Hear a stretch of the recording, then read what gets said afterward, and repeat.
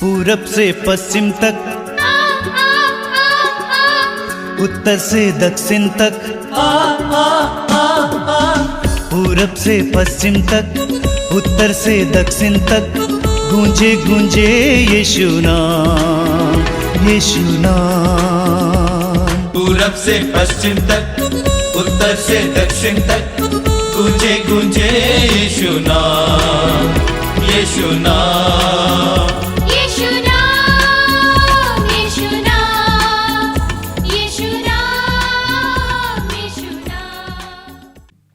सबको जय यीशु। मैं आप सभी का मातृधाम सत्संग में हार्दिक स्वागत करता हूं। आइए हम सब लोग मिलकर प्रभु की स्तुति करें, प्रभु की आराधना करें, प्रभु के दिव्य वचनों को सुनें और प्रभु के सानिध्य में बैठकर उनकी आराधना करें और उनके स्पर्श का अनुभव करें। विश्वासियों के समुदाय को हम कलीसिया कहते हैं। कलीसिया विश्वासियों का समुदाय है। हम इकट्ठे होकर प्रभु की आराधना करते हैं। जब प्रभु यीशु ने हमें प्रार्थना सिखाई तो उन्होंने कहा इस तरह प्रार्थना करो, हे हमारे पिता जो स्वर्ग में है, हमारे पिता, तेरा नाम पवित्र माना जाए, तेरा राज्य आवे, तेरी इच्छा जैसे स्वर्ग में इस पृथ्वी पर भी पूरी हो। हमारा प्रतिदिन का आहार आज हमें दे, हमारे अपराध हमें क्षमा कर, हमें परीक्षा में ना डाल। ईश्वर के साथ एक व्यक्तिगत रिश्ता जरूर है, लेकिन यीशु में हम एक परिवार की तरह पिता के पास जाते हैं। बोलिए hallelujah, hallelujah, hallelujah, hallelujah, hallelujah, hallelujah. आप हजारों भाई बहनों के साथ मिलकर इस सत्संग में भाग ले रहे हैं और यह एक सामुदायिक काम है। हम एक साथ प्रभु की आराधना करेंगे, प्रभु के वचनों को सुनेंगे और इतने सारे लोगों की प्रार्थनाएं आपको प्राप्त हैं। प्रभु यीशु ने कहा है मत्ती के सुसमाचार की अध्याय 18 उसके वाक्य 20 में, जहाँ 2 या 3 मेरे नाम पर इकट्ठे होते हैं, मैं उनके बीच में उपस्थित रहता हूँ। इस सत्य को मानिए और जानिए कि प्रभु यीशु कहते हैं जहाँ 2 या 3 मेरे नाम पर इकट्ठे होते हैं उनके बीच में मैं उपस्थित रहता हूँ। यानी जब हम यीशु के नाम पर इकट्ठे होते हैं, यीशु स्वयं वहाँ पर विराजमान होते हैं। प्रभु की उपस्थिति है। तो आप जहाँ कहीं भी बैठे इस समय प्रभु की उपस्थिति महसूस करना। हजारों लोगों के साथ हम प्रभु की स्तुति और आराधना करेंगे। बोलिए hallelujah, hallelujah, hallelujah, hallelujah, hallelujah, hallelujah. आपने ख्याल किया होगा कि हमारा सत्संग हम स्तुति के साथ शुरू करते हैं। मैंने बार बार आपसे कहा कि स्तुति में बहुत बड़ी शक्ति है। स्तुति वास्तव में एक सरल प्रार्थना है, बच्चों की प्रार्थना है, सरल प्रार्थना है और ये प्रार्थना आप हर जगह कर सकते हैं। काम करते समय ये स्तुति कर सकते हैं, रोटी बेलते समय स्तुति कर सकते हैं, खाना पकाते समय स्तुति कर सकते हैं, गाड़ी चलाते समय स्तुति कर सकते हैं, हर जगह आप स्तुति कर सकते हैं। इसलिए माँ मरियम क्या कहती हैं, मेरी आत्मा प्रभु का गुणगान करती है, मेरी आत्मा प्रभु का गुणगान करती है। हमारी आत्माएं वास्तव में कभी कभी प्रभु का गुणगान करती हैं। आपने ख्याल किया होगा कभी कभी जब आप सुबह सुबह उठते हैं आपके अंदर एक गाना बज रहा है, एक सुंदर सा भक्ति गीत बज रहा है, आप गा रहे हैं। ये कौन गा रहा है? आपका मुंह तो नहीं गा रहा है, आपका मन भी नहीं गा रहा है क्योंकि आप सो रहे थे, आपकी आत्मा गा रही है। कभी कभी मैं लोगों से कहता हूं अपनी आत्मा को गाने दीजिए, आत्मा को बोलने दीजिए। तो कभी कभी हमारी आत्माएं अनायास ही प्रभु की स्तुति करते हैं। तो अभी हम अपनी आत्माओं को जगाएंगे ताकि वह गहराई से प्रभु की स्तुति और आराधना करेंगे। बोलिए हालेलुया, हालेलुया, हालेलुया, हालेलुया। देखिए स्तोत्रकार क्या कहता है, स्तोत्र 103 में, मेरी आत्मा प्रभु को धन्य कहो, मेरे अंतरतम उसके पवित्र नाम की स्तुति करो। मेरी आत्मा प्रभु को धन्य कहो, मेरे अंतरतम उसके पवित्र नाम की स्तुति करो। मेरी आत्मा प्रभु को धन्य कहो, उसका एक भी वरदान कभी नहीं भुलाओ। तो हमारी प्रार्थनाएं अंदर से निकलनी चाहिए। सिर्फ मुंह से कट कट कट कट का आवाज निकालने से कोई फायदा नहीं है। सिर्फ मुंह से हालेलुया हालेलुया बोलने से कोई फायदा नहीं है। मां मरियम की तरह हमारी आत्माओं को प्रार्थना में लगाने की जरूरत है। बोलिए hallelujah hallelujah hallelujah hallelujah hallelujah hallelujah hallelujah. Hallelujah. जो प्रार्थना आत्मा से निकलती है वो प्रभु के सिंहासन के करीब पहुंचती है। जो मुंह से निकलती है वहीं गिर जाती है। तो इसीलिए हमारी प्रार्थनाओं को और स्तुति को आत्मा से निकलना चाहिए। स्तोत्रकार के साथ मिलकर हम प्रभु की स्तुति करेंगे। बोलिए hallelujah hallelujah hallelujah hallelujah hallelujah. Hallelujah. मेरी आत्मा मेरी आत्मा प्रभु को धन्य कहो। प्रभु को धन्य कहो। मेरी आत्मा मेरी आत्मा प्रभु को धन्य कहो। प्रभु को धन्य कहो। मेरे अंतरतम मेरे अंतरतम उसके पवित्र नाम की स्तुति करो। उसके पवित्र नाम की स्तुति करो। उसके पवित्र नाम की स्तुति करो। उसके पवित्र नाम की स्तुति करो। मेरी आत्मा मेरी आत्मा प्रभु को धन्य कहो। प्रभु को धन्य और कहो। और उसका एक भी वरदान एक भी वरदान कभी नहीं बुलाओ। कभी नहीं बुलाओ। वह तेरे सभी अपराध क्षमा करता वह तेरे सभी अपराध क्षमा करता और तेरी सारी दुर्बलताएं और तेरी सारी दुर्बलताएं दूर करता है। दूर करता है। Hallelujah hallelujah hallelujah. हालेलुया। वह तुझे सर्वनाश से बचाता वह तुझे सर्वनाश से बचाता और दया और अनुकंपा से और दया और अनुकंपा से संभालता है। संभालता है। वह जीवन भर वह जीवन भर तुझे सुख शांति प्रदान करता है सुख शांति प्रदान करता और है तुझे गरुड़ की तरह और तुझे गरुड़ की तरह चिरजीवी बनाता है। चिरजीवी बनाता है। Hallelujah hallelujah hallelujah. हालेलुया। वह सदा दोष नहीं देता वह सदा दोष नहीं देता और चिरकाल तक और चिरकाल तक और चिरकाल तक और चिरकाल तक क्रोध नहीं करता। क्रोध नहीं करता। प्रभु दया और अनुकंपा से परिपूर्ण है। प्रभु दया और अनुकंपा से वह परिपूर्ण है। सहनशील और अत्यंत प्रेममय है। वह सहनशील और अत्यंत प्रेम में है। Hallelujah hallelujah hallelujah. हालेलुया। वह न तो हमारे पापों के अनुसार वह न तो हमारे पापों के अनुसार हमारे साथ व्यवहार करता हमारे साथ व्यवहार करता वह न तो हमारे पापों के अनुसार और न तो हमारे पापों के अनुसार हमारे साथ व्यवहार करता हमारे साथ व्यवहार करता और न हमारे अपराधों के अनुसार और न हमारे अपराधों के अनुसार हमें दंड देता है। हमें दंड देता है। Hallelujah hallelujah hallelujah. हालेलुया। ऐसे महान प्रभु की स्तुति हो। ऐसे महान प्रभु की स्तुति ऐसे हो। दयालु प्रभु की स्तुति हो। ऐसे दयालु प्रभु की ऐसे स्तुति हो। करुणामय प्रभु की स्तुति हो। ऐसे करुणामय प्रभु की हालेलुया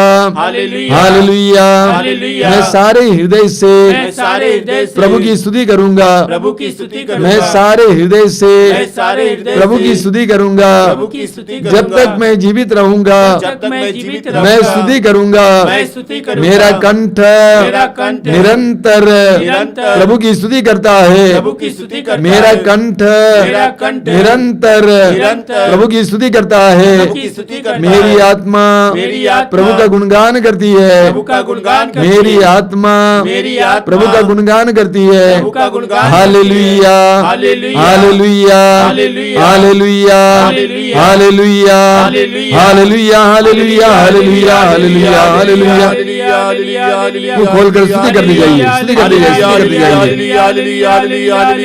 चाहिए। हर प्रकार के बंधन को खुलने दीजिए। हर तरह के बंधन को खुलने दीजिए। हर तरह की बाधा को मिटने दीजिए। आजादी के लिए प्रार्थना करते हुए स्तुति कीजिए। Hallelujah hallelujah hallelujah hallelujah hallelujah hallelujah hallelujah hallelujah. हमारे भाई मोक्षा के साथ और बहन सुहासिनी के साथ बड़े प्यार से हम प्रभु की स्तुति करेंगे। दिल खोलकर, आंखें बंद करके, हृदय की गहराई से तालियां बजाते हुए हम प्रभु की स्तुति और आराधना करते जाएंगे।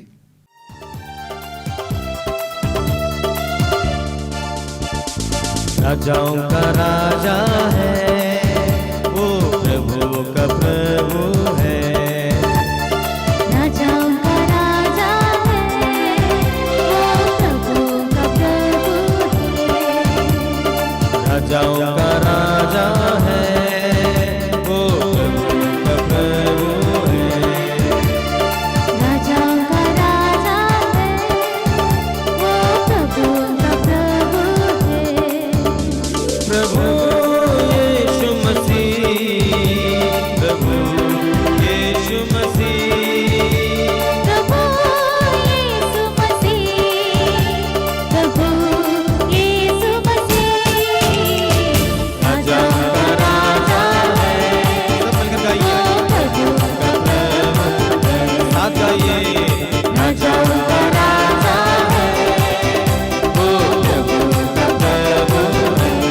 यीशु मसीह प्रभु यीशु मसीह प्रभु यीशु मसीह एक और बार गाएं प्रभु यीशु मसीह प्रभु यीशु मसीह राजाओं का राजा है वो प्रभु प्रभु है राजाओं का राजा है वो प्रभु का प्रभु है शत्रु को हरा दिया संसार को जीत लिया मृत्यु से पार होकर अनंत जीवन दिया शत्रु को हरा दिया संसार को जीत लिया मृत्यु से पार होकर आनंद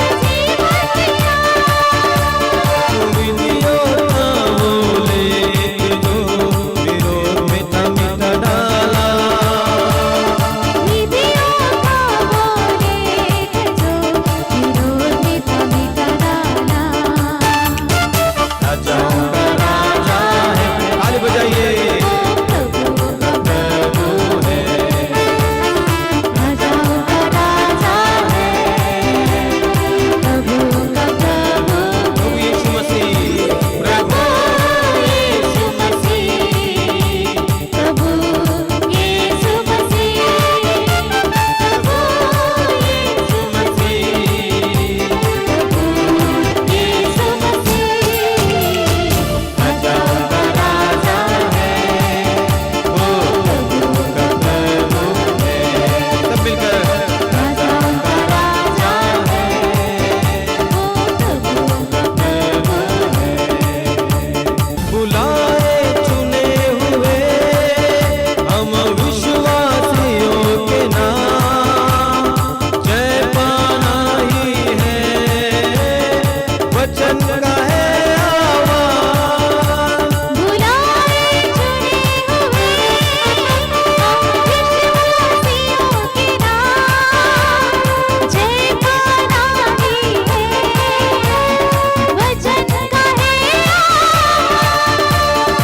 जब तक सांस रहे करना हम विश्राम जब तक सांस रहे करे ना हम विश्राम राजाओं का राजा है वो प्रभु का प्रभु है ताली बजाते गाइए राजाओं का राजा है वो प्रभु का प्रभु है प्रभु यीशु मसीह प्रभु यीशु मसीह प्रभु यीशु मसीह प्रभु यीशु मसीह राजाओं का राजा है वो प्रभु का प्रभु है आइए सब मिलकर राजाओं का राजा है वो प्रभु का प्रभु है सब मिलकर आइए प्रभु यीशु मसीह प्रभु यीशु मसीह प्रभु यीशु मसीह प्रभु यीशु मसीह राजाओं का राजा है वो प्रभु का प्रभु है सब गाइए राजाओं का राजा है वो प्रभु का प्रभु है गाइए सब मिलकर राजाओं का राजा है वो प्रभु का प्रभु है सब मिलकर गाइए राजाओं का राजा है वो प्रभु का प्रभु है वो प्रभु का प्रभु है वो प्रभु का प्रभु है गाइए सब मिलकर वो प्रभु का प्रभु है वो प्रभु का प्रभु है आइए हम प्रार्थना करें। हमने प्रभु की स्तुति की है, आराधना की है। आइए हम प्रभु का सानिध्य अनुभव करें, प्रभु की उपस्थिति अनुभव करें। आप जहां कहीं भी बैठे हैं, इस समय प्रभु की उपस्थिति का अनुभव करना। अपनी सारी व्यस्तताओं को दूर रखिए, अपने को शांत कीजिए, मौन कीजिए प्रभु के साथ जुड़ने के लिए, प्रभु के पवित्र वचनों को सुनने के लिए अपने आप को तैयार कीजिए। मैं जानता हूं कि आपके मन में इस समय कई प्रकार की पीड़ाएं हैं, दर्द हैं, समस्याएं हैं। उन सारी बातों को इस समय प्रभु के सामने रखिए। पूरे विश्वास और भरोसे के साथ उन सारी चिंताओं को प्रभु के सामने रखिए और कहिए कि प्रभु, मैं परेशान हूं, मैं बेचैन हूं, मैं हैरान हूं, मैं हमेशा चिंतित रहता हूं। मैं इन सारी बातों को तेरे सामने रखता हूं। मैं जानता हूं कि मेरी चिंता करने से मेरी सब परिस्थितियां बदल नहीं सकती हैं। परिश्रम से बदल सकती हैं, लेकिन चिंता से नहीं बदल सकती हैं। तेरे वचन में लिखा हुआ, आप किसी बात की चिंता न करें, हर जरूरत में प्रार्थना करें। प्रभु, मैं अपने जीवन और अपने परिवार की समस्याओं और पीड़ाओं के समय तेरे सामने रखता हूं। मैं विश्वास करता हूं कि तू एक ऐसा ईश्वर है जो मुझे प्यार करता है, मेरे जीवन में कार्य करता है। तू महान और सर्वशक्तिमान है, तेरे लिए कुछ भी असंभव नहीं है। हम विश्वास करते हैं यीशु, मरने के बाद तीसरे दिन महिमा के साथ जी उठने वाले यीशु, मैं अपने जीवन की एक एक पीड़ा को तेरे हाथ में समर्पित करता हूं। समर्पित करते जाइए मेरे भाई, मेरी बहन। और इस समय पवित्र आत्मा से प्रार्थना कीजिए कि पवित्र आत्मा आपकी बुद्धि को प्रकाशित करे। पवित्र आत्मा आपके परिवार को शुद्ध और पवित्र करे। पवित्र आत्मा पवित्र आत्मा है, ईश्वर का आत्मा, पवित्र आत्मा। पवित्र आत्मा हमें पवित्रता से भरे। पवित्र आत्मा सत्य का आत्मा है। पवित्र आत्मा हमें ज्ञान दे। पवित्र आत्मा शक्ति का आत्मा है। पवित्र आत्मा हमें उत्साह और सामर्थ्य प्रदान करे। पवित्र आत्मा प्रेम का आत्मा है, शांति का आत्मा, हमें प्रेम और शांति से भर दे। हमारे परिवारों को शांति और प्रेम से भर दे। प्रार्थना कीजिए इस समय। हम सभी लोग मिलकर इस समय पवित्र आत्मा से प्रार्थना करते हुए गीत गाएंगे। पवित्र आत्मा को पुकारेंगे, बोलेंगे कि पवित्र आत्मा आइए, हमारे व्यक्तिगत जीवन में आइए, हमारे व्यक्तिगत जीवन को आलोकित कीजिए, हमारे जीवन को आलोकित कीजिए। हमारे परिवारों को तेरी जरूरत है। पूर्ण विश्वास के साथ इस समय हमारे भाई बहन के साथ मिलकर पवित्र आत्मा का आह्वान करते हुए गीत गाएंगे। गीत में लीन हो जाइए, उनके पीछे पीछे गाते हुए पवित्र आत्मा के अभिषेक के लिए प्रार्थना कीजिए।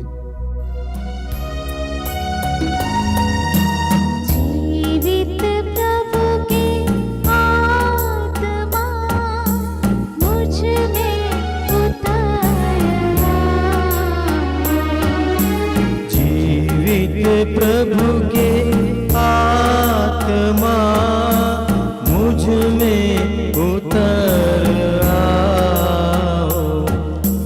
जीवित प्रभु की आत्मा मुझ में उतर आए।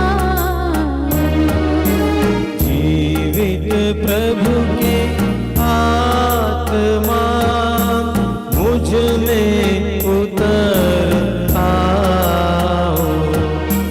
मुझे तोड़ दे, गला दे, नया मुझे बना दे। मुझे तोड़ दे, गला दे, नया मुझे बना दे। मुझे तोड़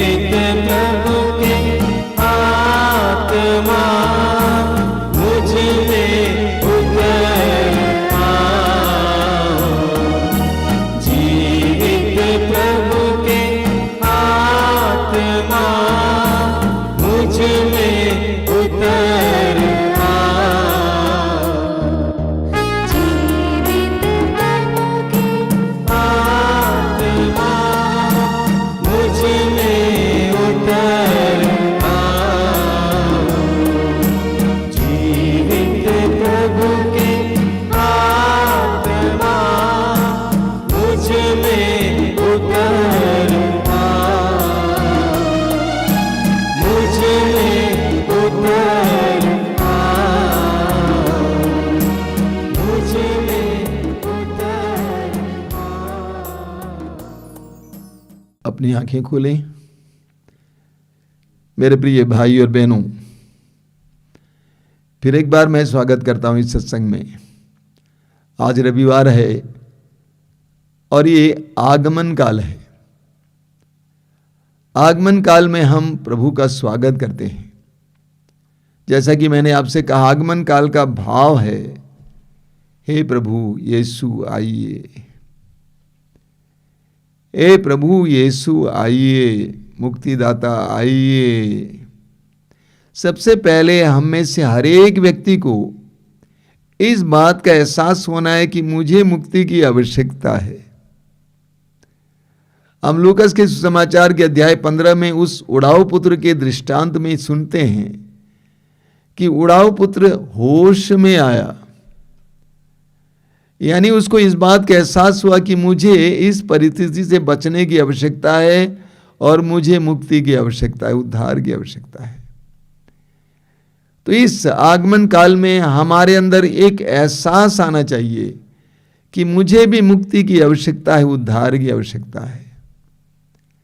मैं जिस बुराई में लिप्त हूं, मैं जिस बुरे मनोभाव में लिप्त हूं, उसे मुझे आजादी की जरूरत है। ये मुझे बर्बाद कर रहा है। तो इस आगमन काल में हमारे मन और हृदय में ये मनोभाव बना रहे कि मुझे यीशु की आवश्यकता है, तभी तो स्वागत करेंगे उनको। अगर मुझे इस बात का एहसास नहीं कि मुझे यीशु की आवश्यकता है, अगर ऐसा एहसास नहीं करेंगे तो यीशु को क्यों स्वागत करूंगा? I am full, I don't need him, मुझे उसकी जरूरत नहीं है। आगमन काल में एक तरफ हम प्रभु से प्रार्थना करते हैं प्रभु आइए, तो दूसरी तरफ हमें इस एहसास में आने की आवश्यकता है कि मुझे मुक्ति की जरूरत है, मुझे उद्धार की जरूरत है। हर मनुष्य को उद्धार की आवश्यकता है।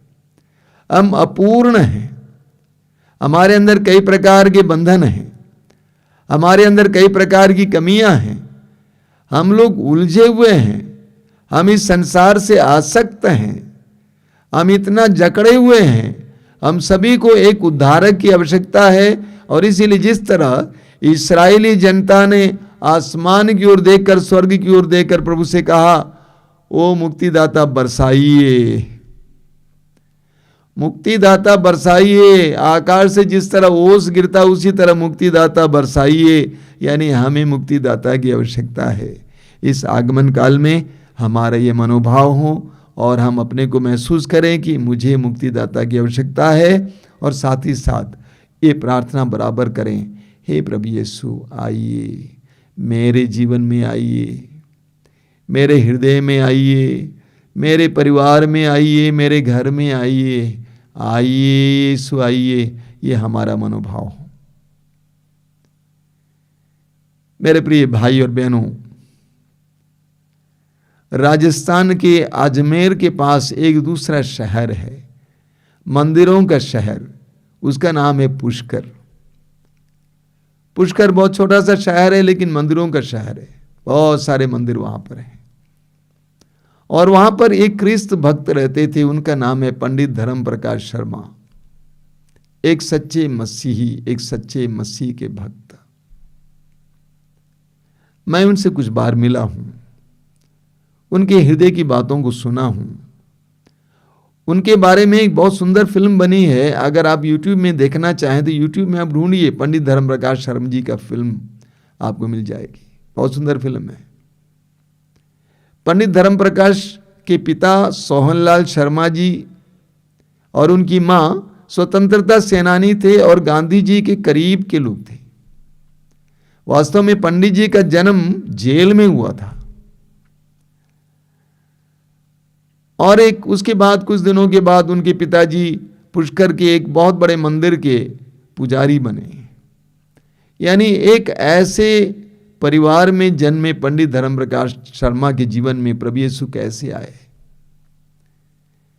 जब वे युवा थे उस समय उन्होंने पढ़ाई की, अध्ययन किया, पोस्ट ग्रेजुएट बने। उसके बाद फिल्म में रुचि लेते थे, इसीलिए फिल्म में काम करने के लिए, फिल्म के बारे में अध्ययन करने के लिए रूस गए। वापस आए, फिल्म की दुनिया में गए। उनकी माँ ने उनसे कहा कि ये तुम्हारे लिए अच्छा नहीं है, वायदा करो कि तुम फिल्म में नहीं जाओगे। और माँ से वायदा किया और फिल्म इंडस्ट्री को त्याग दिया। उसके बाद बड़ी बड़ी कंपनियों के वे सलाहकार बने, कंसल्टेंट बने। युवावस्था में उनको सपनों में एक युवती दिखाई देती थी और एक दिन अचानक एक अस्पताल में उसने उस युवती को देखा और उसका नाम था आशा, ईसाई थी। पंडित जी ने उससे कहा कि मैं तुमसे शादी करना चाहता हूं। उस नारी ने कहा कि ऐसा कैसे हो सकता है, मैं तो क्रिश्चियन हूं। यानी उन दोनों की शादी हो गई और उसको उसके घर लाया गया। परिवार के लोगों ने स्वीकार नहीं किया, लेकिन उस बहन ने अपने प्यार के द्वारा अपने सास ससुर को जीत लिया। जब पंडित जी ने उससे शादी की थी तो उससे कहा कि देख, मैंने तुमसे शादी की है, तुम्हारे धर्म से नहीं, इसलिए धर्म की बात मेरे सामने नहीं बोलना। जब भी वो बहन उससे धर्म के बारे में कभी बोला करती थी, बहुत बुरी तरह से सताई जाती थी। लेकिन पंडित जी ने देखा जब भी उसको सताया जाता था तो वो मौन हो जाती थी और अपने कमरे में जाती थी, एकांत में प्रार्थना करती थी, दोनों हाथ ऊपर उठाकर। यह सिलसिला जारी रहा। एक तरफ जब कभी भी वो बहन अपने पति से, पंडित जी से धर्म की बात या यीशु की बात कही तो वहां पर उसको बहुत बुरी तरह से पीटा जाता था, सताई जाती थी और उसकी प्रार्थना जारी रही।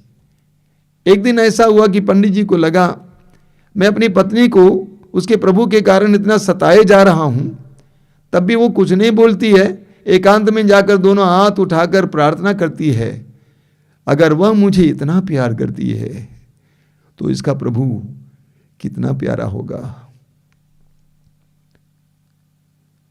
उसको मैं सताता हूं, मारता पीटता हूं, इसके बावजूद वो मुझे इतना प्यार करती है और मेरे लिए प्रार्थना करती है, तो उसका प्रभु कितना प्यारा होगा। इस सोच ने पंडित जी को बदल डाला। पंडित जी बाइबल पढ़ना शुरू किए। उसके बाद उन्होंने यीशु को स्वीकार किया, ग्रहण किया, यहां तक कि बपतिस्मा प्राप्त करके एक मसीही बन गए, जबकि वो राजस्थान के कांग्रेस के महासचिव थे। ये इंदिरा गांधी जी के जमाने की बात है। एक नारी के मौन ने इतने बड़े इंसान को बदल डाला। एक नारी की सहन शक्ति ने इतने बड़े व्यक्ति को बदल डाला। मौन में, सहन शक्ति में कितनी बड़ी शक्ति होती है, सोचिए। हम शोक ग्रंथ के अध्याय 3 उसके वाक्य 26 में पढ़ते हैं, मौन रहकर प्रभु की मुक्ति की प्रतीक्षा करना यही सबसे उत्तम है। मौन रहकर प्रभु की मुक्ति की प्रतीक्षा करना यही सबसे उत्तम है। और आशा बहन ने यही किया, मौन रहकर प्रभु पर विश्वास करते हुए मुक्ति के उस दिन की प्रतीक्षा करती रही।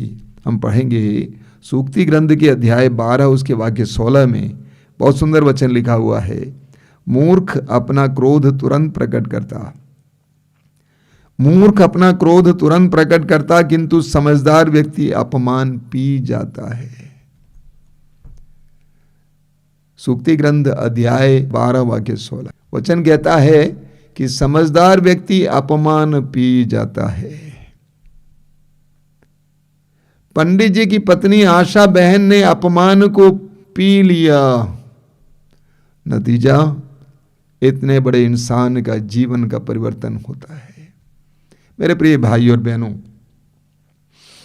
हम सुसमाचारों में पढ़ते हैं कि प्रभु यीशु इस संसार में आए थे ईश्वर के राज्य की घोषणा करने के लिए। जब भी मैं इस्राएल गया हूं, उन जगहों को देखा हूं जहां पर प्रभु यीशु चले फिरे, मैं ये सोचा करता था कि 3 साल के अंतराल में उन्होंने कितना काम किया। एक पागल की तरह चारों ओर घूम घूम कर, एक शहर से दूसरा शहर, एक गांव से दूसरा गांव, एक प्रांत से दूसरा गांव, घूम घूम कर ईश्वर के राज्य के सुसमाचार की घोषणा की। चारों सुसमाचारों में लिखा हुआ है।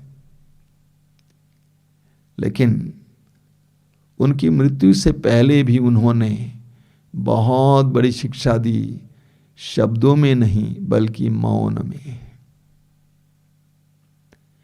शब्दों में नहीं, आवाज में नहीं, बल्कि मौन में।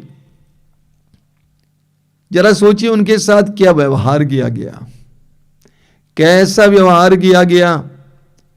सताया गया, अपमानित किया गया, उपहास किया गया, उनके चेहरे पर थूका गया, उनको कांटों का मुकुट पहनाया गया,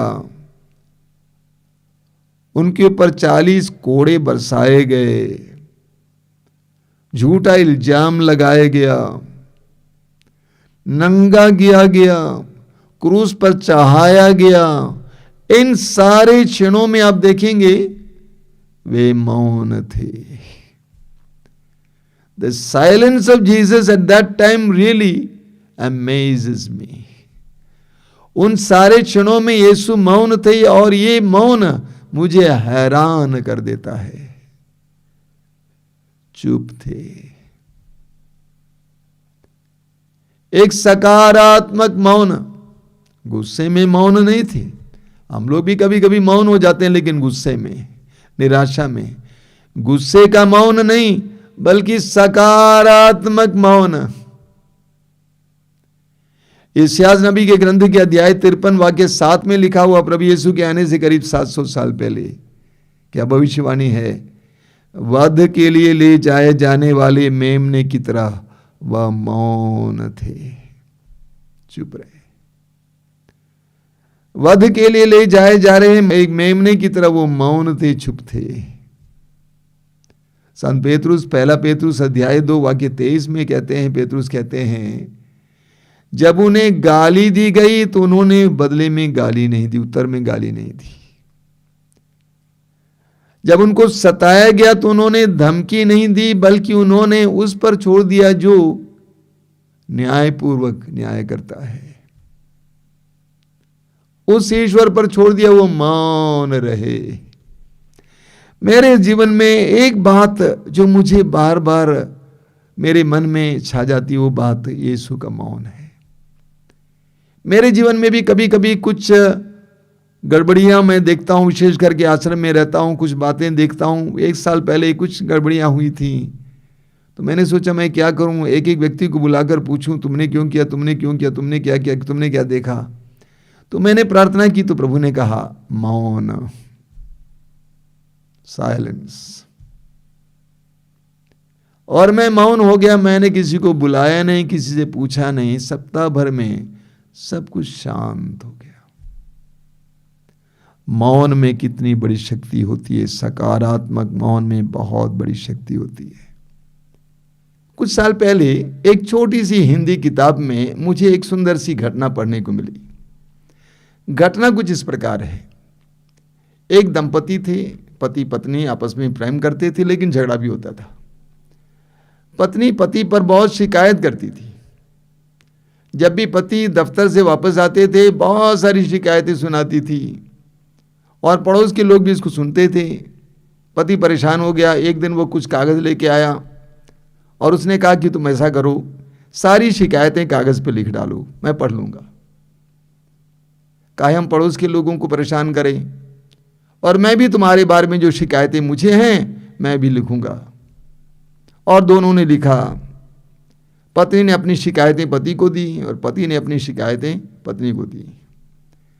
पति ने पढ़ा। पत्नी ने शिकायत किया कि तुम समय पर वापस नहीं आते हो दफ्तर से, बाजार नहीं जाते हो, जो सामान मैं चाहती हूँ वह नहीं लाते हो, मेरे लिए नई साड़ी नहीं खरीदते हो, इधर उधर देखते हो, मोबाइल में अनावश्यक लोगों के कॉल आते हैं, बहुत सारी शिकायतें।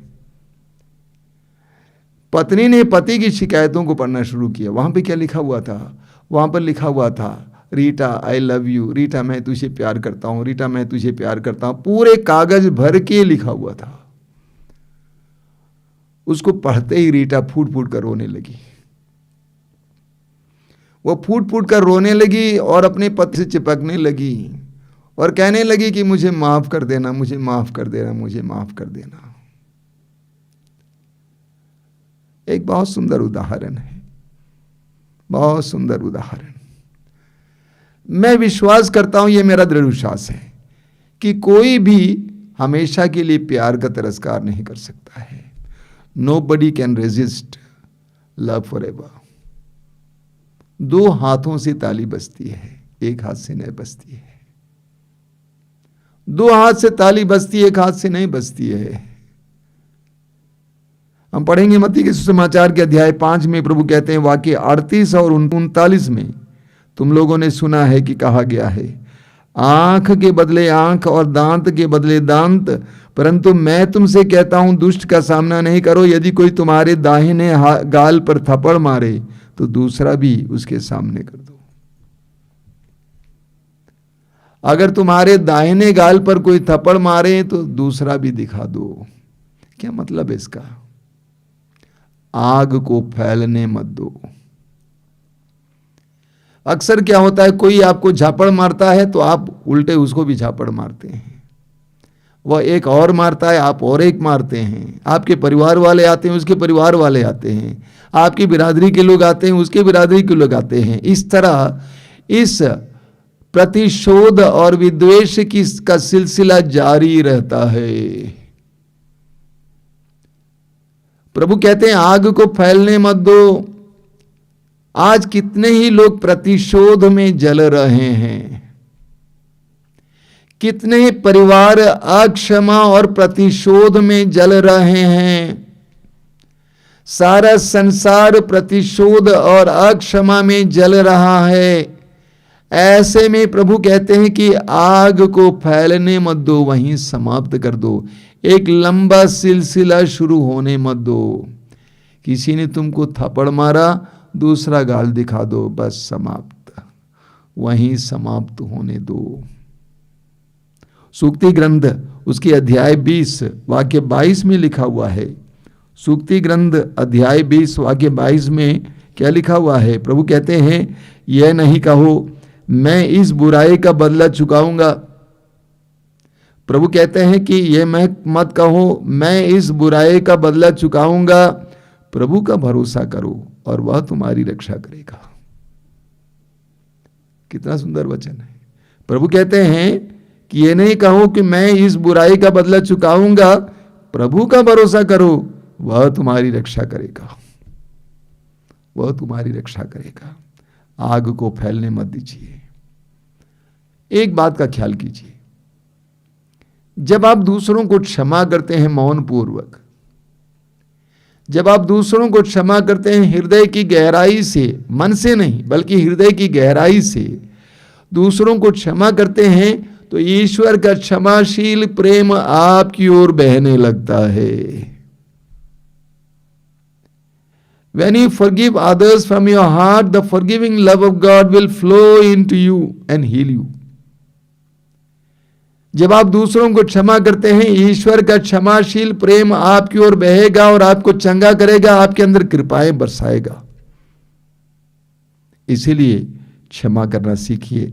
थिस्सलुनीकियों के पहले पत्र के अध्याय 5 में संत पौलुस कहते हैं, थिस्सलुनीकियों का पहला पत्र उसके अध्याय 5 में संत पौलुस क्या कहते हैं? वाक्य 15 में पौलुस कहते हैं, आप इस बात का ध्यान रखें कि कोई भी बुराई के बदले बुराई नहीं करे। शब्दों का ख्याल कीजिए। आप इस बात का ध्यान रखें कि कोई भी बुराई के बदले बुराई नहीं करें। आप सदैव एक दूसरे की और सब मनुष्यों की भलाई करने का प्रयत्न करें। देखिए, हमारा ये जीवन दुखों से भरा हुआ है। इस जीवन में बहुत सारे लोग आते हैं जो हमें दुख दे सकते हैं, हमें चोटिल कर सकते हैं, घायल कर सकते हैं। पौलुस कहते हैं कि आप इस बात का ध्यान रखें कि आप बुराई के बदले बुराई ना करें, बल्कि सदैव भलाई करें, सदैव भलाई करें। आप भलाई के द्वारा बुराई को जीतेंगे, आप भलाई के द्वारा बुराई को जीतेंगे। पेतरुस का वचन ध्यान दीजिए। पेतरुस, पहला पेतरुस अध्याय 3 उसके वाक्य 9 में पेतरुस ने क्या कहा है? आप बुराई के बदले बुराई ना करें, आप बुराई के बदले बुराई ना करें, और गाली के बदले गाली नहीं बल्कि आशीर्वाद दें। ध्यान से सुनिए, पेतरुस कहते हैं, प्रभु का वचन कहता है, आप बुराई के बदले बुराई ना करें और गाली के बदले गाली नहीं बल्कि आशीर्वाद दें, आप यही करने बुलाए गए हैं। आप बुराई के बदले आशीर्वाद देने बुलाए गए हैं। क्यों? कारण बता रहे पेतरुस, जिससे आप विरासत के रूप में आशीर्वाद प्राप्त करें। प्रभु यीशु कहते हैं लूकास अध्याय 6 वाक्य 38 में, जिस नाप से तुम नापोगे उसी नाप से तुम्हारे लिए भी नापा जाएगा। जिस नाप से तुम नापोगे उसी नाप से तुम्हारे लिए नापा जाएगा। इसीलिए पेतरुस कहते हैं कि आप आशीर्वाद प्राप्त करने के लिए बुलाए गए हैं। जब आपने यीशु मसीह पर विश्वास किया, उसके वचनों के अनुसार जीवन जीना शुरू किया, आप आशीर्वादित होने के लिए बुलाए गए हैं। प्रभु ईश्वर की योजना है कि यीशु के द्वारा आपको और आपके परिवार को आशीर्वादों से भर दें, लेकिन इसके लिए आवश्यक है कि आप गाली के बदले गाली ना दें बल्कि आशीर्वाद दें। जब आप आशीर्वाद देंगे तो प्रभु आपको आशीर्वाद देंगे। देखिए, एक बात का ख्याल करना है, प्रभु के वचनों का पालन करना आसान नहीं है, कठिन होता है।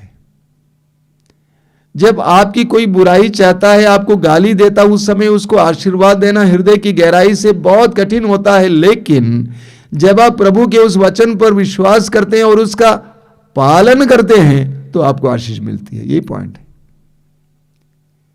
प्रभु के वचनों को अपने जीवन में उतारना आसान बात नहीं है, कठिन है।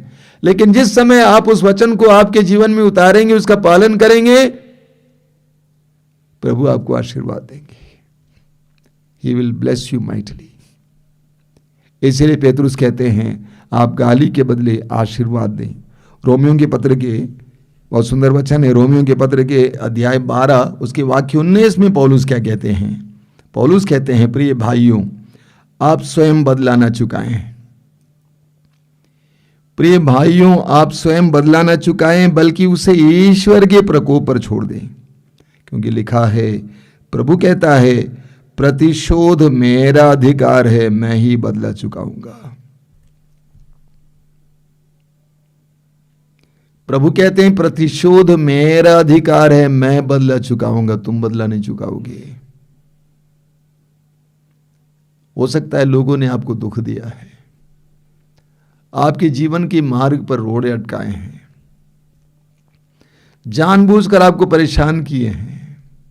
वचन कहता है प्रतिशोध नहीं लेना, बदला लेना मेरा काम है।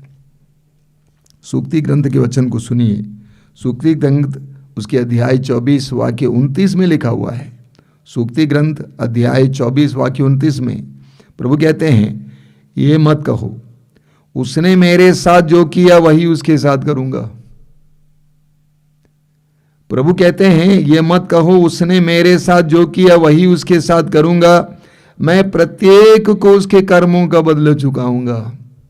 यू डोंट वरी, तुम ये चिंता मत करो कि उसने मेरे साथ ऐसा किया है इसलिए मैं भी उसके साथ ऐसे ही करूंगा। ना ना ना ना, प्रभु कहते हैं कि मैं प्रत्येक को उसके कर्म का फल दूंगा, मैं प्रत्येक को उसके कर्म का फल दूंगा। आप पढ़ेंगे लेवी ग्रंथ के अध्याय 19 में, लेवी ग्रंथ अध्याय 19 उसके वाक्य 18 में लिखा हुआ है। क्या लिखा हुआ? प्रभु क्या कहते हैं? 18 में लिखा हुआ है, तुम ना तो बदला लो और ना अपने देश भाइयों से मनमुटाव रखो, तुम अपने पड़ोसी को अपने समान प्यार करो, मैं प्रभु हूं। लेवी अध्याय 19 वाक्य 18 प्रभु कहते हैं, तुम ना तो बदला लो और ना अपने देश भाइयों से मनमुटाव रखो, तुम अपने पड़ोसी को अपने समान प्यार करो, मैं प्रभु हूं। आई एम देयर, मैं हूं ना, मैं तुम्हारा प्रभु हूं। तुम दूसरों से बैर नहीं करोगे। हम जानते हैं उत्पत्ति ग्रंथ में हमें याकूब के पुत्र यूसुफ की कहानी पढ़ने को मिलती है। यूसुफ मात्र 17 साल का था जिस समय उसके भाइयों ने उसको व्यापारियों के हाथों गुलाम के रूप में बेच दिया। 17 साल की उम्र में यूसुफ अपने ही भाइयों के द्वारा बेचा गया। कई प्रकार की कठिनाइयों से उसको गुजरना पड़ा, जेल में समय बिताना पड़ा। इन सारी परिस्थितियों के बावजूद उसने अपने हृदय में अपने भाइयों के प्रति प्रतिशोध और गुस्सा नहीं रखा। प्रभु सदा उसके साथ रहा। वचन में आप पढ़ेंगे कि अंत में यूसुफ मिस्र का गवर्नर बन जाता है। मिस्र का गवर्नर बन जाता है। उसके भाई लोग अनाज खरीदने के लिए उसके सामने आ जाते हैं। अंत में वो बताता है कि मैं यूसुफ हूं, और उसके भाई और उसके पिता सभी लोग, पूरा परिवार मिस्र देश आ जाता है। उनको मिस्र के राजा के मेहमानों की तरह रखा जाता है। अलग जमीन दी जाती है। ऐश्वर्यपूर्ण जीवन जी रहे थे। याकूब के मरने के बाद याकूब के सारे मित्र बेटे यूसुफ के भाई घबरा गए, अब पिताजी गुजर गए, ये हमारे साथ जरूर प्रतिशोध लेगा। तो घबरा कर यूसुफ के सामने आ जाते हैं और कहते हैं कि आप जो चाहे करना चाहे करें। यूसुफ ने कहा कि क्या मैं ईश्वर का स्थान ले सकता हूं? आप पढ़ेंगे उत्पत्ति ग्रंथ उसके अध्याय 50 वाक्य 20 में लिखा हुआ है। यूसुफ कहता है, आपने हमारे साथ बुराई करनी चाहिए, लेकिन ईश्वर ने उसको भलाई में परिणत किया। आपने हमारे साथ बुराई करनी चाहिए, लेकिन ईश्वर ने उसको भलाई में परिणत किया। रोमी 8:28 में संत पौलुस कहते हैं, जो ईश्वर को प्यार करते हैं उनके लिए सब कुछ भलाई में परिणत हो जाता है। Everything works unto good for those who love God. जो ईश्वर से प्रेम करते हैं उनके लिए सब कुछ भलाई में परिणत हो जाता है। यूसुफ कहता है कि आपने हमारे साथ बुराई करनी चाहिए, लेकिन ईश्वर ने उसको भलाई में परिणत किया। हमारी एक बहुत बड़ी समस्या है, हम सोचते हैं दुख दुर्भाग्यपूर्ण है, यहीं पर हम पिट जाते हैं। यहीं पर हमारी सारी तुक, सारे तर्क गड़बड़ हो जाता है। हम सोचते हैं दुख दुर्भाग्यपूर्ण है। मैं आपसे सवाल करता हूं, यूसुफ बेचा गया, यूसुफ के साथ अन्याय किया गया भाइयों के द्वारा, यह उसके लिए दुख जरूर था, लेकिन क्या दुर्भाग्यपूर्ण था? उस दुख के कारण यूसुफ मिस्र का गवर्नर बन गया। इसीलिए सबसे पहले सोचना है कि दुख दुर्भाग्यपूर्ण नहीं है। जब आपको इस बात का एहसास होगा तो मौन होकर सहने की शक्ति आपको मिलेगी। पेतरुस का पहला पत्र अध्याय 2 वाक्य 20, पेतरुस कहते हैं, अच्छी तरह काम करने के बाद भी यदि आपको दुख सहना पड़े और आप उसको धैर्य से सहते हैं तो यह ईश्वर की दृष्टि में पुण्य कर्म है। पेतरुस कहते हैं कि आपका दुख सहना एक पुण्य कर्म है। कैसे? धैर्य पूर्वक सहते हैं। धैर्य का मतलब क्या होता है? मौन होकर सहते हैं। सकारात्मक मौन, गुस्से में नहीं, निराशा में नहीं, बल्कि सकारात्मक मौन, धैर्य से सहते हैं तो ईश्वर की दृष्टि में यह एक पुण्य कर्म है। कुरिन्थियों का दूसरा पत्र उसकी अध्याय 7 वाक्य 10 में पढ़ेंगे। बहुत सुंदर वचन है। संत पौलुस क्या कहते हैं? कुरिन्थियों का दूसरा पत्र अध्याय 7 वाक्य 10 में, क्योंकि जो दुख ईश्वर की इच्छा अनुसार स्वीकार किया जाता है उससे ऐसा कल्याणकारी हृदय परिवर्तन होता है कि खेद का प्रश्न ही नहीं उठता है। एक और बार सुनिए, पौलुस कहते हैं जो दुख ईश्वर की इच्छा अनुसार स्वीकार किया जाता है, जो दुख ईश्वर की इच्छा अनुसार स्वीकार किया जाता है उससे ऐसा कल्याणकारी हृदय परिवर्तन होता है कि खेद का कोई सवाल ही नहीं होता है।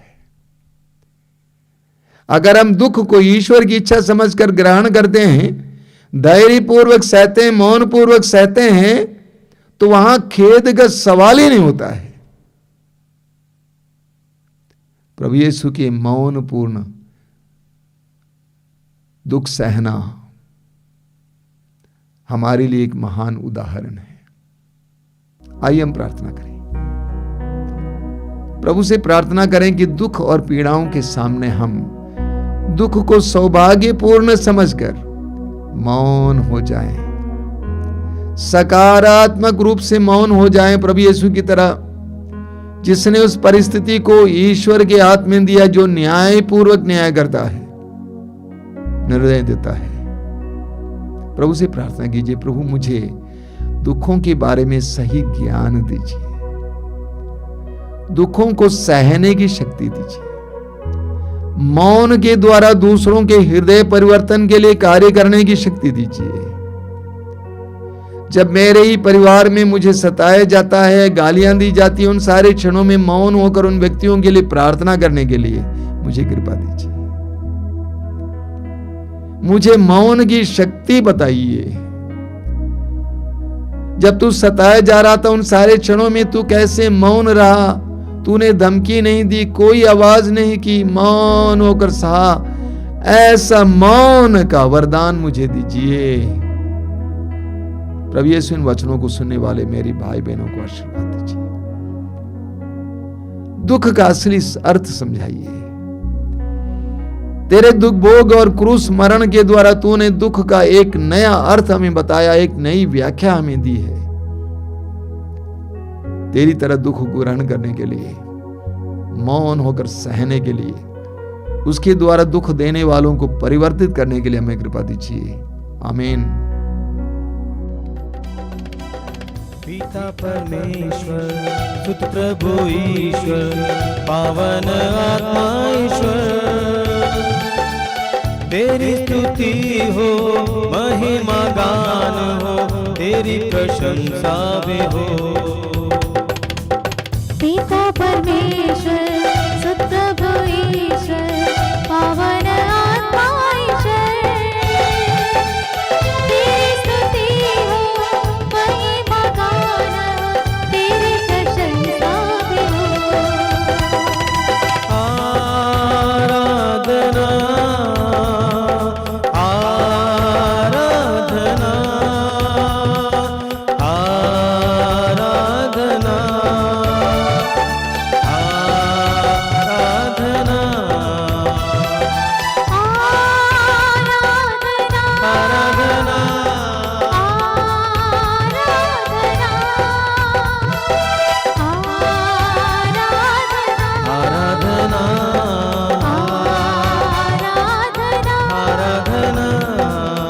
परमेश्वर, जीवन दाता, तू मेरी चट्टान है,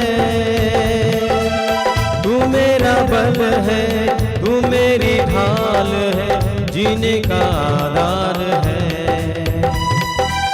पिता परमेश्वर, जीवन दाता, तू मेरी चट्टान है, तू मेरा बल है, तू मेरा ढाल है, जीने का आधार है। आराधना आराधना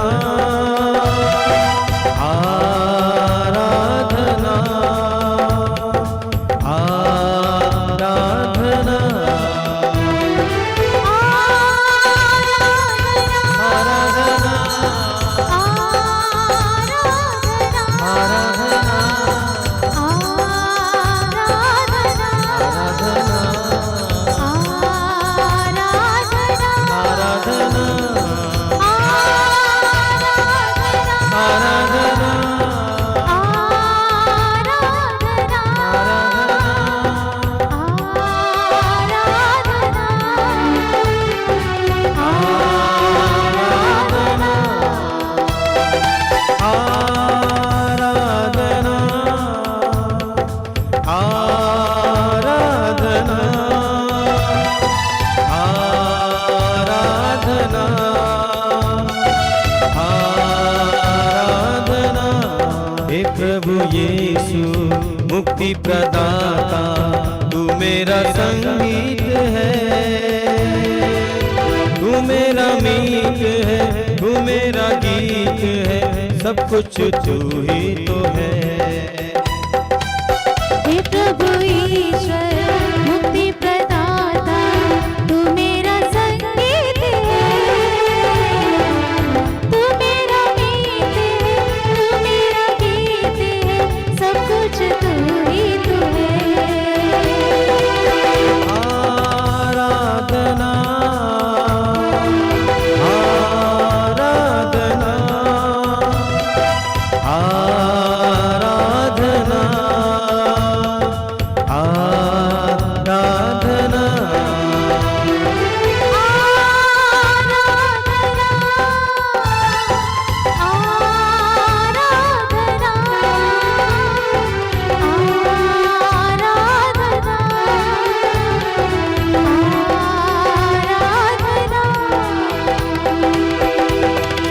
पावन आत्मा शांति प्रदाता तू मेरा आनंद है, तू मेरा ज्ञान है, तू मेरा प्राण है, मेरा सहारा तू है। पावन आत्मा शांति प्रदाता तू मेरा आनंद है, तू मेरा ज्ञान है, तू मेरा प्राण है, तू मेरा सहारा है। आराधना आराधना आराधना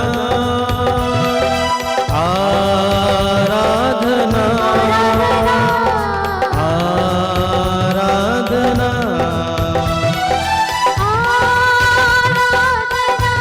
आराधना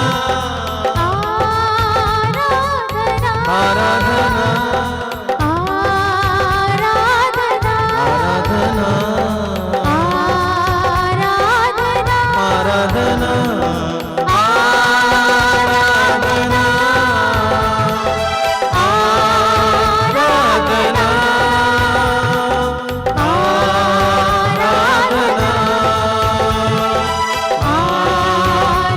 आराधना आइए प्रभु की स्तुति करें। Hallelujah hallelujah hallelujah hallelujah hallelujah hallelujah. Yeshu की स्तुति, यीशु की महिमा, यीशु की आराधना हो। सभी लोग प्रभु की स्तुति करें ऊंची आवाज में। Hallelujah hallelujah hallelujah hallelujah hallelujah hallelujah hallelujah hallelujah. Yeshu Yeshu Yeshu Yeshu Yeshu Yeshu Yeshu Yeshu. Yeshu की महिमा, यीशु की स्तुति, यीशु की आराधना हो, यीशु की जय जयकार हो। Hallelujah hallelujah hallelujah hallelujah hallelujah hallelujah hallelujah hallelujah hallelujah hallelujah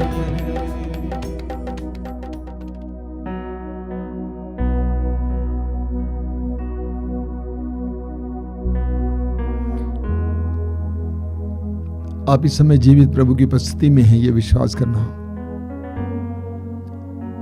आप जहां कहीं भी बैठे हैं, इस समय जीवित प्रभु की उपस्थिति अनुभव कीजिए। जिंदा प्रभु, जीवित, आपको सुनने वाला, आपको देखने वाला, आपके लिए कार्य करने वाला,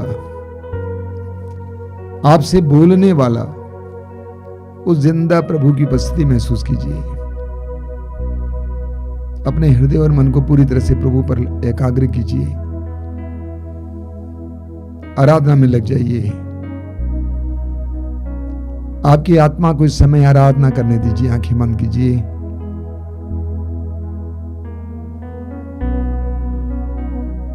यीशु जीवित प्रभु, हम तेरी आराधना करते हैं, तेरी स्तुति करते हैं। अब इस बात को अंगीकार करते हैं, स्वीकार करते हैं, विश्वास करते हैं कि तू हमारे पास है, करीब है। तूने कहा बच्चों को मेरे पास आने दो, नन्हे बच्चों की तरह हम इस समय तेरे पास आए हैं। हृदय की सहजता में, हृदय की सरलता में हम तेरे पास आए हैं। हे यीशु, तू महान है, सर्वशक्तिमान है। हम दृढ़ विश्वास करते हैं कि तू सर्वशक्तिमान है।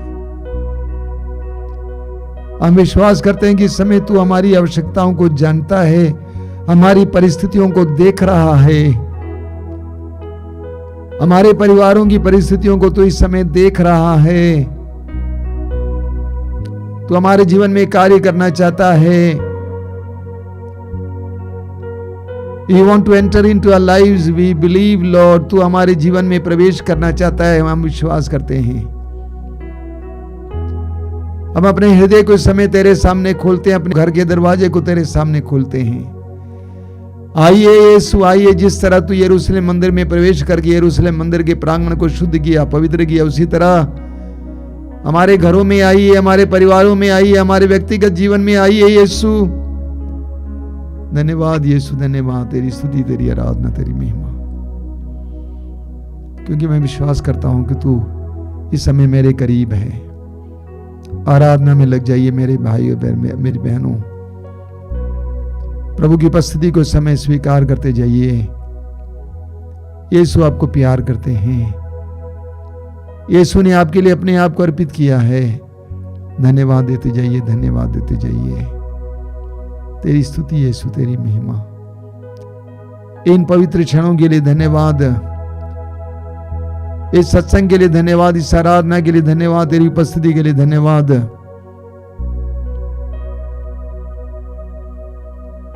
प्रभु तेरी स्तुति, तेरी महिमा, तेरी आराधना हो,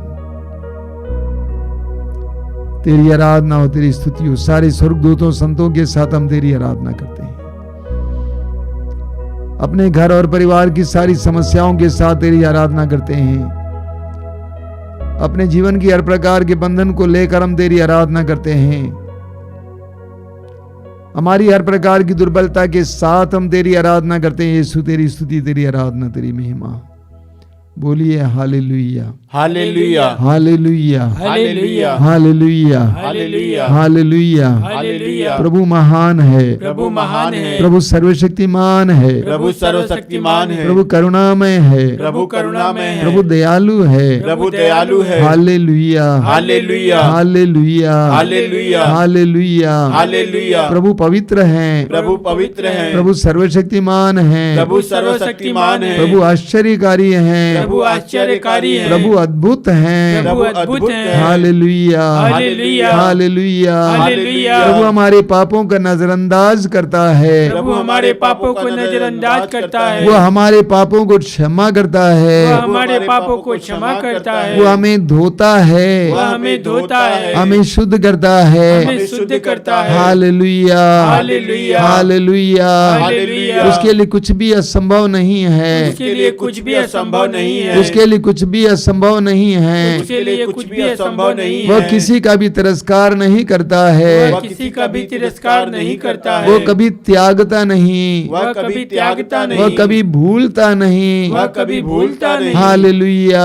hallelujah, hallelujah, hallelujah, hallelujah. Hallelujah. वो हमारे पापों के बावजूद वह हमारे पापों के बावजूद हमें प्यार करता है, हमें प्यार करता है, हमारे पापों के बावजूद हमारे पापों के बावजूद हमें अपनाता है, हमें अपनाता है, हमारी गंदगी के बावजूद हमारी गंदगी के बावजूद हमें गले लगाता है। हमें गले लगाता है। Hallelujah, hallelujah, hallelujah, hallelujah, hallelujah. Hallelujah. वो सब कुछ को नया बना देता है, वह सब कुछ को नया बना देता वो है, सब कुछ को नया बना देता वह है, सब कुछ को नया बना देता है, वो सब कुछ को पवित्र करता वह है, सब कुछ को पवित्र करता है, वो सब में जीवन देता वह है, सब में जीवन देता है, वो सबको आशा देता है। वह सबको आशा देता है। Hallelujah, hallelujah, hallelujah, hallelujah, hallelujah, hallelujah, hallelujah. Hallelujah. मेरे छोड़ने पर भी, मेरे छोड़ने पर भी, मेरे त्यागने पर भी, मेरे त्यागने पर भी, वह मुझे त्यागता नहीं है। वह मुझे त्यागता नहीं मेरे है, तिरस्कार के बावजूद मेरे तिरस्कार के बावजूद वो मुझे अपनाता है। वह मुझे अपनाता है। Hallelujah,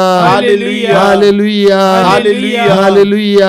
hallelujah. वो जानता है वह जानता है मुझे किन किन चीजों की जरूरत है, मुझे किन किन चीजों की जरूरत है, वो जानता है वह जानता है मुझे किन किन चीजों की जरूरत है। मुझे किन किन चीजों की जरूरत है, तब भी मुझसे कहता है तब भी मुझसे कहता है, मांगो और तुम्हें दिया जाएगा, मांगो और तुम्हें दिया जाएगा, क्योंकि वो मेरा सम्मान करता है, क्योंकि वह मेरा सम्मान करता वो है, जबरदस्ती नहीं करता वह है। जबरदस्ती नहीं करता है। Hallelujah, hallelujah, hallelujah, hallelujah, hallelujah, hallelujah, hallelujah. Hallelujah. उसकी दया अपार है, उसकी दया अपार है, उसकी दया अपार है, उसकी दया अपार है, उसकी दया हमारे पापों को उसकी दया हमारे पापों को धो डालती है, धो डालती है, उसकी दया हमें उसकी दया हमें नया बना देती है। नया बना देती है। Hallelujah, hallelujah, hallelujah, hallelujah, hallelujah. Hallelujah. उसने हमारे लिए उसने हमारे लिए हमारे पापों के प्रायश्चित के रूप में हमारे पापों के प्रायश्चित के रूप अपने में आप को बलि चढ़ाया है। अपने आप को बलि चढ़ाया है। हालेलुया,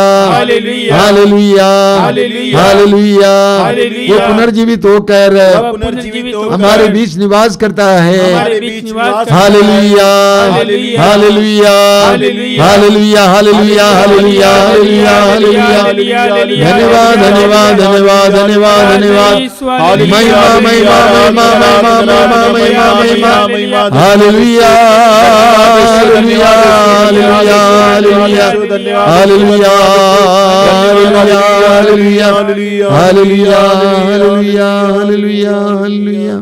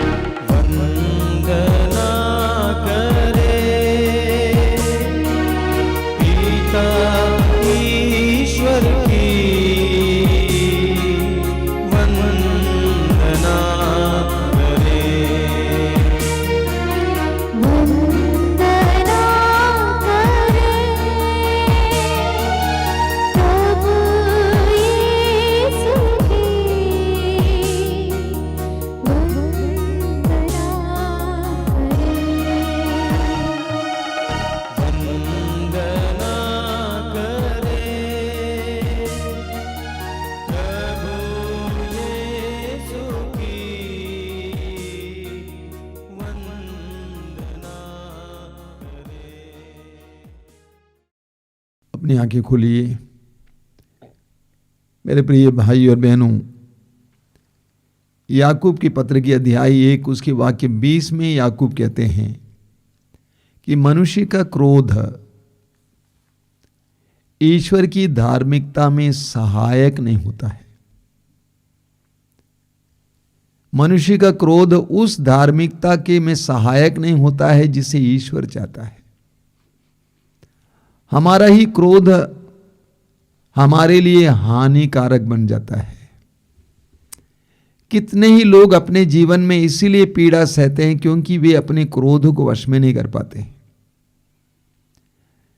जब कोई हमारा अपमान करता है, हमारा उपहास करता है,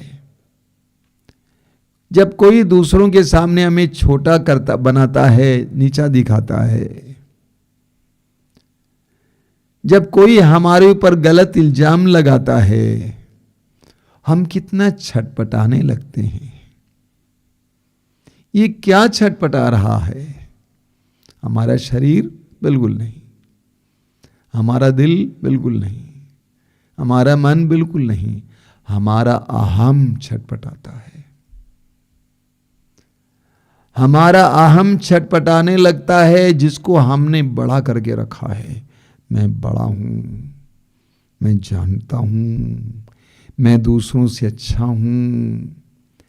ये जो अहम है छटपटाने लगता है, और ये अहम हमारा सबसे बड़ा दुश्मन है।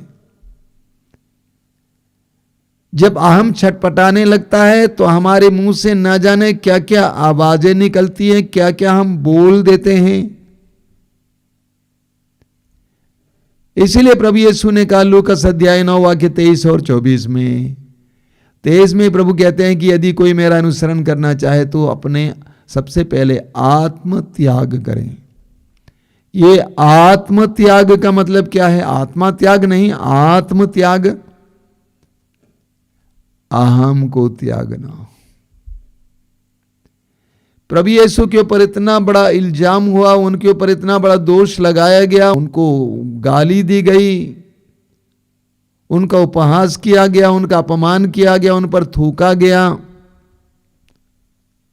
उनके शरीर पर कोड़ों की वर्षा हुई, अन्यायपूर्वक सूली पर लटका दिया गया, मार डाला गया। इन सारे क्षणों में प्रभु यीशु मौन रह पाए। क्यों? क्योंकि उनका अहम नहीं था। हम कहते हैं ना अहंकार, अहंकार मतलब क्या होता है? अहम की आवाज। हमारे अंदर बहुत ज्यादा अहंकार है, अहम की आवाज, उसकी तरंगे दिखाई देती है। लेकिन जिस समय हम अपने दुखों को स्वीकार करेंगे, धैर्यपूर्वक उसको सहेंगे, सकारात्मक ढंग से मौन होकर उसको सहेंगे और उन लोगों के लिए प्रार्थना करेंगे जिन्होंने हमें दुख दिया है, तो वही दुख हमारे लिए अनुग्रह का कारण बनेगा, वही दुख हमारे लिए पुण्य कर्म बनेगा। पेतरुस की आवाज को सुनिए, पेतरुस के वचन को सुनिए। पेतरुस क्या कहते हैं? अच्छी तरह काम करने पर भी यदि आपको दुख सहना पड़ता है और आप धैर्यपूर्वक उससे सहते हैं तो ये ईश्वर की दृष्टि में पुण्य कर्म है। अच्छी तरह काम करने पर भी कोई कसर नहीं छोड़े, ईमानदारी की जिंदगी जिए, ईमानदारी से काम किए, उसके बावजूद आपको दुख सहना पड़ता है और आप उसको धैर्य से सहते हैं। धैर्य मतलब क्या है? मौन होकर सहते हैं, सकारात्मक मौन होकर सहते हैं, तो वह ईश्वर की दृष्टि में पुण्य कर्म है। दूसरों की दृष्टि में बेवकूफी है। लोग बोलेंगे तू बेवकूफ है, तेरे ऊपर इतने इल्जाम किया जा रहा है, तू इस तरह चुप रहता है। ईश्वर की दृष्टि में पुण्य कर्म है। जब प्रभु यीशु क्रूस पर लटकाए गए थे, उस समय लोगों ने उनको देखकर सिर हिलाया था, वचन में कहते हैं, यानी उपहास पूर्वक देख रहे थे। लेकिन ईश्वर ने उनको तीसरे दिन मृतकों में से महिमा के साथ जिलाया और आज वो हमारे साथ है। हमारे मौन में बहुत बड़ी शक्ति है, ताकत है। दुख को सकारात्मक मौन के साथ सहने से हमें ताकत मिलती है, हमारे जीवन में बहुत सारी कृपाएं बहने लगती हैं। बहुत कठिन होता है, उसके लिए हमें उस अहम को खत्म करना होगा। जब तक वो अहम हमारे अंदर रहेगा तब तक हमें आशीर्वाद नहीं मिलेगी, आशीर्वाद नहीं मिलेगा। जब तक वो अहम हमारे अंदर है, हम ईश्वर की इच्छा की पूर्ति नहीं कर सकते। हमें उस अहम को तोड़ना है, हमें नम्र बनना है। मैंने बहुत सारे आध्यात्मिक लोगों को देखा है, बहुत प्रार्थना करने वाले, बहुत वचन सुनने वाले, सुनाने वाले, उनके अंदर कितना अहम है।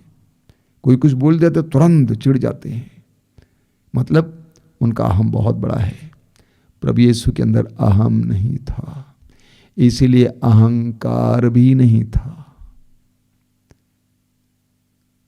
तो मौनपूर्ण ढंग से दुख सहते हैं तो उसमें बहुत बड़ी शक्ति होती है। आंखें बंद कीजिए। हमें लड़ना है, अपने अहम से लड़ना है। दूसरों से लड़ना बहुत आसान है, दूसरों पर लांछन लगाना बहुत आसान है, दूसरों को मारना पीटना बहुत आसान है, गाली देना बहुत आसान है। लेकिन हमारे अंदर जो अहम है, हमारा अहम, मैं, हम, उसको तोड़ना, उसको खत्म करना बहुत कठिन है। हमें उसके लिए प्रयास करना होगा, तब हमारे जीवन में प्रभु की आशीषें बहने लगेगी। प्रार्थना करेंगे इस समय। प्रभु से प्रार्थना करेंगे कि प्रभु मुझे अहंकार से बचाइए, मुझे छोटा बनाइए। तूने कहा बच्चों को मेरे पास आने दो, मुझे बच्चे जैसा बनाइए, मेरे अहम को तोड़िए, मुझे विनीत बनाइए। तेरे बारे में लिखा हुआ है इस्यास नबी अध्याय 53 वाक्य 7 में, वध के लिए ले जाए जाने वाले मेमने की तरह वह चुप रहा। मुझे तेरी तरफ मेमना बनाइए। जब मेरे ऊपर आरोप लगाया जाता है, इल्जाम लगाया जाता है, दोष मढ़ा जाता है, उन सारे क्षणों में मौन होकर स्वीकार करने और उन लोगों को तेरे हाथ में समर्पित करके उनके लिए प्रार्थना करने के लिए, उनको गाली के बदले आशीर्वाद देने के लिए कृपा दीजिए।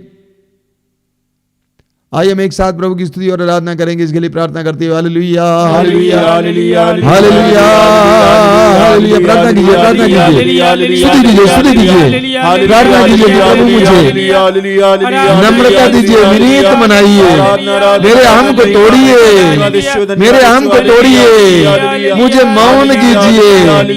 मेरे अंदर जो अहम है, झगड़ने की इच्छा है, उसको तोड़िए। Hallelujah hallelujah hallelujah hallelujah hallelujah hallelujah hallelujah hallelujah hallelujah hallelujah hallelujah hallelujah hallelujah.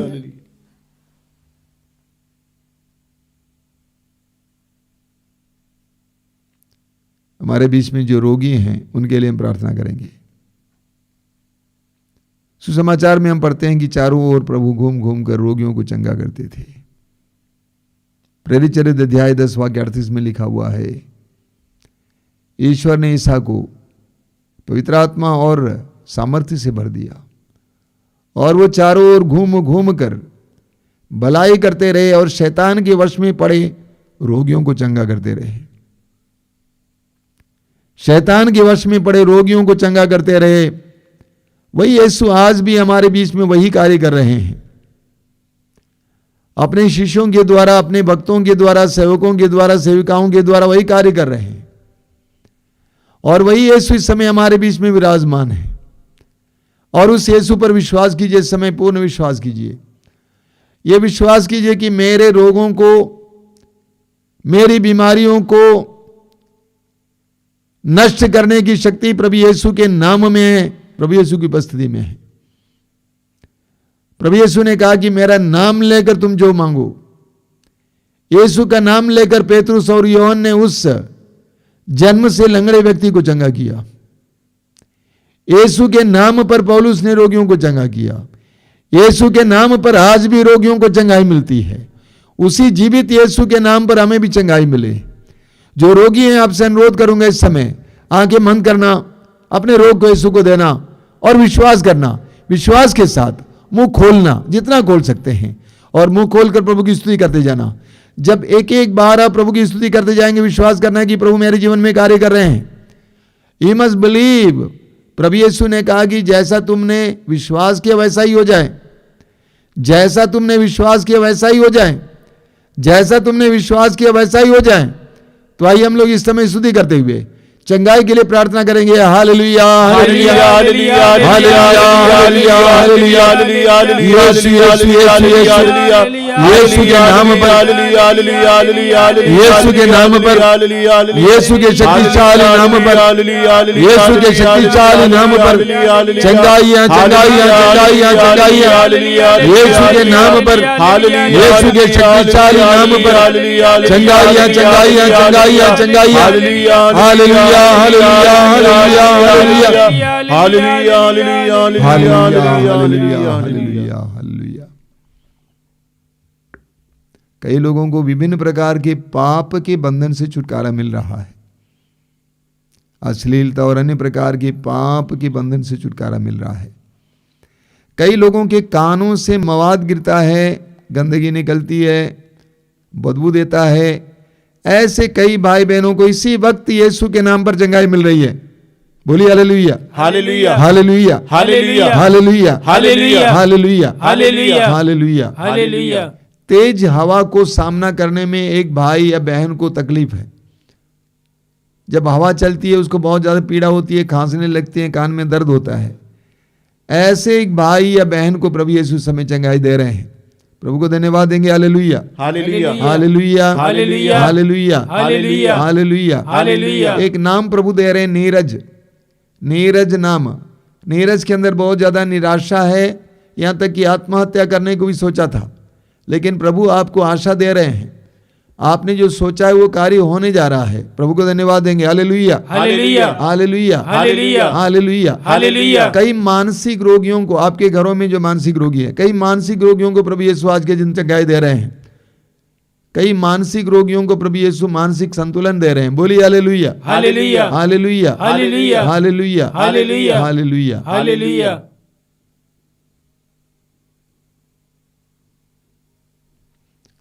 सूचनाएं देना चाहता हूं। मैं आपको याद दिलाऊं कि मातृधाम रेडियो आज भी चल रहा है, बहुत अच्छा चल रहा है। हजारों की संख्या में लोग उसको सुन रहे हैं। आप भी सुनिए, घर पे बजाइए, आशीष पाइए। कभी कभी आप सुन नहीं पाएंगे, कोई बात नहीं, घर पे इसको बजने दीजिए। जब रेडियो के द्वारा पवित्र वचन, गीत इत्यादि बजते रहेंगे, उस समय आपके घर का शुद्धिकरण होगा, प्रभु की कृपा आएगी। इसीलिए मातृधाम रेडियो जरूर सुनेंगे। और हर रोज़ सुबह 5 बजे रोज़ की रोटी, और दोपहर को 3 बजे करुणामाला, शाम को 7 बजे कृपा धारा, हर मंगलवार को शाम को 5 बजे युवा तरंग, शुक्रवार को शाम को 6 बजे पवित्र रक्ताभिषेक प्रार्थना, और रविवार को 12 बजे दोपहर को ये सत्संग, और सुबह मिसा बलिदान। ये सारे कार्यक्रम आपके लिए अनुग्रह के माध्यम बने, मैं प्रार्थना करता हूँ। और अनुरोध है कि आप भी इन सारे कार्यक्रमों के लिए प्रार्थना करना, कि इसके द्वारा बहुत सारे भाई बहनों को कृपाएं प्राप्त हों। आइए हम प्रभु की आशीष पाएं इस समय। और जो लोग तेल और पानी लाए हैं, इस समय अपने हाथ में उठा के पकड़ेंगे और प्रभु आशीर्वाद देंगे। प्रभु से प्रार्थना करना, प्रभु इस तेल को, इस पानी को शुद्ध और पवित्र कीजिए, इसमें अपनी शक्ति उंडेल दीजिए। प्रार्थना करिए, प्रार्थना कीजिए।